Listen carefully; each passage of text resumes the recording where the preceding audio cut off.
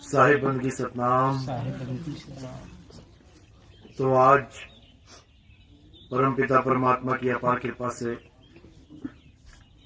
शंकरपुर में ये मूल ज्ञान का प्रचार प्रसार होने जा रहा है। बहुत बड़े भाग होते हैं हम जीवों के जो अपने पूरे जीवन काल में एक बार भी कबीर साहब के इस मूल ज्ञान को सुन पाते हैं, और उससे भी बड़े भाग होते हैं उन जीवों के जो इस ज्ञान को थोड़ा सा भी समझ पाते हैं।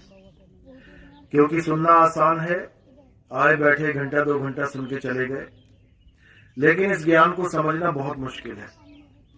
जिस पर परमात्मा की कृपा हो, जिस पर मालिक की दया हो, केवल वही इस ज्ञान को समझ पाते हैं, वही इस ज्ञान को अच्छे से ग्रहण कर पाते हैं। नहीं तो सारी उम्र बीत जाएगी सुनते सुनते, लेकिन ये समझ में आने वाला नहीं। इसलिए अरदास करते हैं परमात्मा से कि आज इस गांव में जहां तक भी आवाज आ रही है और जो इस सत्संग को सुन पा रहे हैं, सब पर मालिक की कृपा हो, सब पर बंदी छोड़ की दया हो, सब पर उस अकाल पुरख वाहिगुरु की दया हो। सब जागें और अपने आत्म कल्याण के लिए पहला कदम उठाएं। पहला कदम यानी सत्संग सुनना शुरू करें, क्योंकि बोला भी गया है बिन सत्संग विवेक ना होई, और राम कृपा बिन सुलभ न सोई। राम कृपा बात की बात है, पहला कदम सत्संग है। सत्संग सुनोगे तो विवेक जागेगा, विवेक जागेगा तो राम की कृपा होगी, अन्यथा नहीं होगी। तो इसलिए आज का सत्संग बहुत बहुत ज्यादा इम्पोर्टेंट है आपके जीवन में। इसको अच्छे से समझना है और इसको ग्रहण करना है। सत्संग शुरू करने से पहले परमात्मा के नाम पे जयकारा लगाएंगे, बंदी छोड़ की जय करेंगे और फिर सत्संग शुरू करेंगे। बोलिए परमपिता परमात्मा की, सदगुरु बंदी छोड़ कबीर साहिब की, सभी संतों की, सभी भक्तों की, सदगुरु मदनपति साहिब की, सदगुरु दुलमपति साहिब की, दीवान जवाहरपति साहिब की, सदगुरु राम सेवक साहिब की, सदगुरु वैरागपति साहिब की, कलीनापुर धाम की, सबके गुरु महाराज की, इस गांव नगर बस्ती की, आज के आनंद की, सकल हंस को बंदगी, साहेब बंदगी सतनाम। तो कबीर साहब इस संसार को चेताने के लिए, जगाने के लिए, समझाने के लिए बार बार इस भवसागर में आते हैं, हमारे बीच आते हैं, एक इंसान का रूप धारण करके आते हैं और हमें हमारा सत्य स्वरूप बता के चले जाते हैं। इंसान स्वरूप धारण करके आते हैं, इसका मतलब ये नहीं कि वो इंसान है। किसी गलतफहमी में मत रहना कि कबीर साहब कोई इंसान है, यानी कोई आदमी है। वो ना आदमी है, ना औरत है, वो कोई शरीर नहीं है, वो कोई देह नहीं है, वो कोई इंद्रियां नहीं है, वो देहातीत है, इंद्रियतीत है, मायातीत है। उनका कोई नाम भी नहीं है। ये कबीर नाम तो उनको रखना पड़ गया मजबूरी में, क्योंकि हमारे इस लोक में जो भी पैदा होता है, जो भी दिखाई देता है, जो भी इस संसार में आता है, उसका एक नामकरण हो जाता है।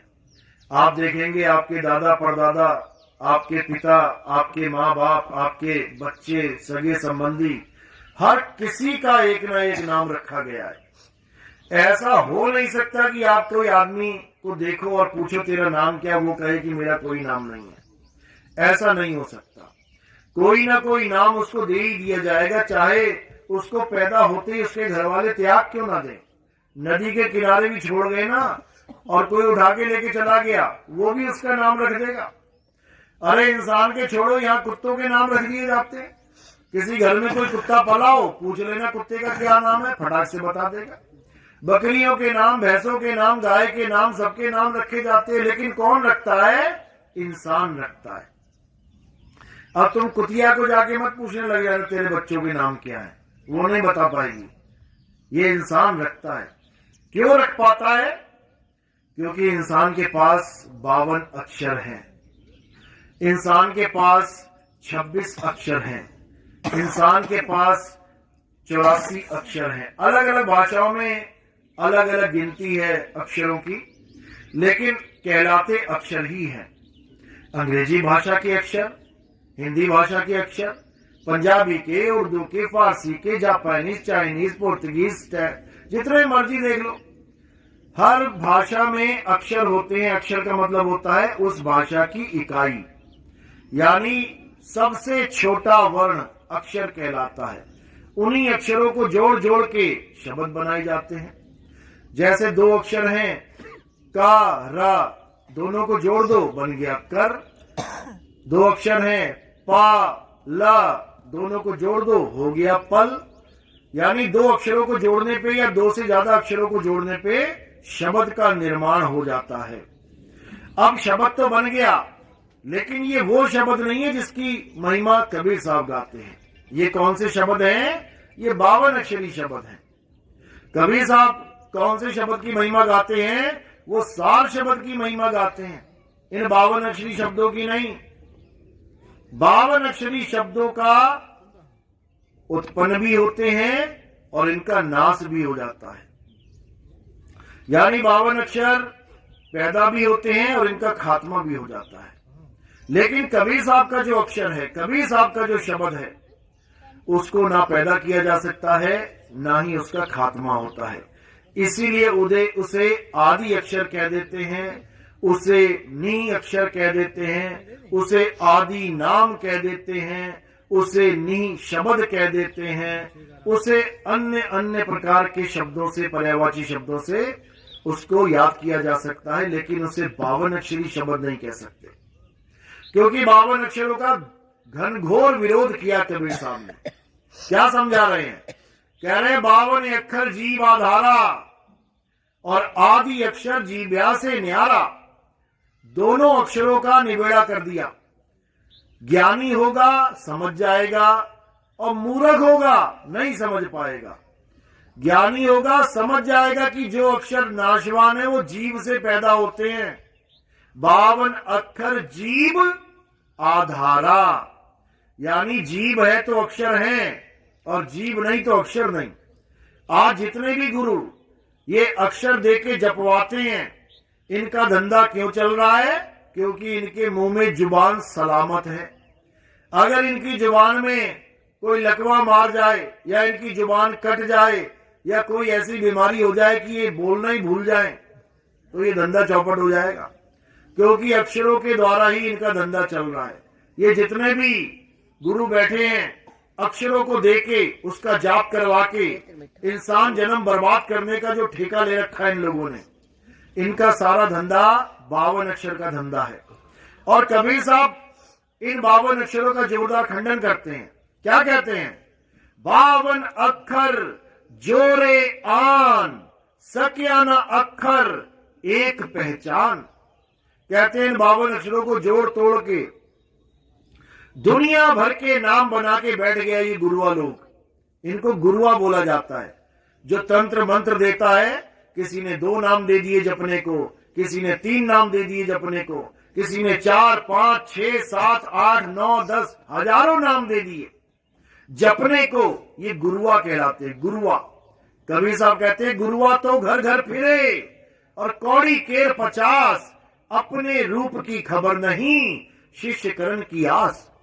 यानी ये गुरुआ घर घर फिरेंगे, ये तुम्हें मंत्र देंगे, ये तुम्हें नाम देंगे, कह देंगे 5 नाम जपो इससे तुम्हारी मुक्ति हो जाएगी, कह देंगे 7 नाम जपो इससे तुम्हारी मुक्ति हो जाएगी, कह देंगे 10 नाम जपो। 10 नामी पंथ भी चल रहे हैं, 10 नाम जपते हैं। बताओ, अरे परमात्मा एक है तो उसका नाम भी एक होना चाहिए। एक नाम से इनका पेट नहीं भरता, 5-5 नाम देके गुरुआ बने घूम रहे हैं। कबीर साहब इन तंत्र मंत्र देने वालों को गुरुआ कहते हैं और कहते हैं तंत्र मंत्र सब झूठ है, इनमें न भर में कोई, सार शब्द जाने बिना कागा हंस न होए। ये मंत्र देने वाले गुरु सावधान हो जाओ इन लोगों से, ये तुम्हारा जन्म बर्बाद कर देंगे। ये कानों में उंगलियां डलवाने वाले गुरु, ये कानों में उंगलियां डलवा के अनहद नाद सुनवाने वाले गुरु, ये आंखें बंद करवा के त्रिकुटी में ध्यान लगवाने वाले गुरु, ये इंगला पिंगला सुषमना में घुसाने वाले गुरु, ये 5 नाम, 5 क्रियाएं, 5 मंडल, इन 5 धुनों में उलझाने वाले गुरु, ये सब तुम्हारा सत्यानाश कर देंगे, ये बर्बाद कर देंगे तुम्हें। अब करना क्या है? कबीर साहब समझा रहे हैं, अरे घर घर मंत्र देत फिरत हैं, माया के अभिमाना, गुरुआ सहित शिष्य सब बूढ़े, अंत काल पछताना, साधो देखो ये जग बौराना। अब तुमने क्या करना है?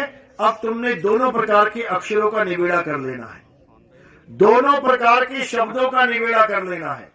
तुम्हें आदि अक्षर चाहिए या 52 अक्षर? तुम्हें आदि नाम चाहिए या 52 अक्षरी नाम? तुम्हें आदि शब्द चाहिए या 52 अक्षरी शब्द? इसका निबेड़ा कर लेना है तो तुम्हारा जन्म सफल हो जाएगा। इसी को बोला गया, सोई गुरु पूरा कहावे, जो 2 अक्षर का भेद बतावे, एक छुड़ावे। ये 52 अक्षरी नामों को छुड़वा दिया जाएगा। हिंदू है तो राम राम जप रहा है, मुसलमान है तो अल्लाह अल्लाह जप रहा है, सिख भाई है तो वाहिगुरु वाहिगुरु जप रहा है, ईसाई है तो हालेलुया हालेलुया जप रहा है। किसी ना किसी अक्षर से हर धर्म का जीव बंधा पड़ा है। कारण क्या है? आत्मज्ञान की कमी।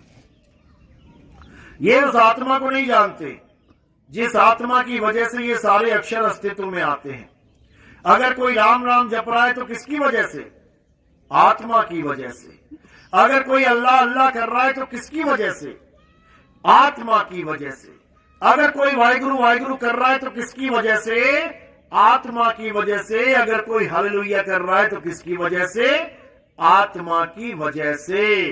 कोई यहोवा यहोवा गा रहा है आत्मा की वजह से। लेकिन दुख की बात यह है कि सारे अक्षरों को तो पकड़ के बैठ गए। हिंदुओं ने राम राम पकड़ लिया, राधे राधे पकड़ लिया, ओम नमः शिवाय पकड़ लिया, ओम नमः भगवते वासुदेवाय पकड़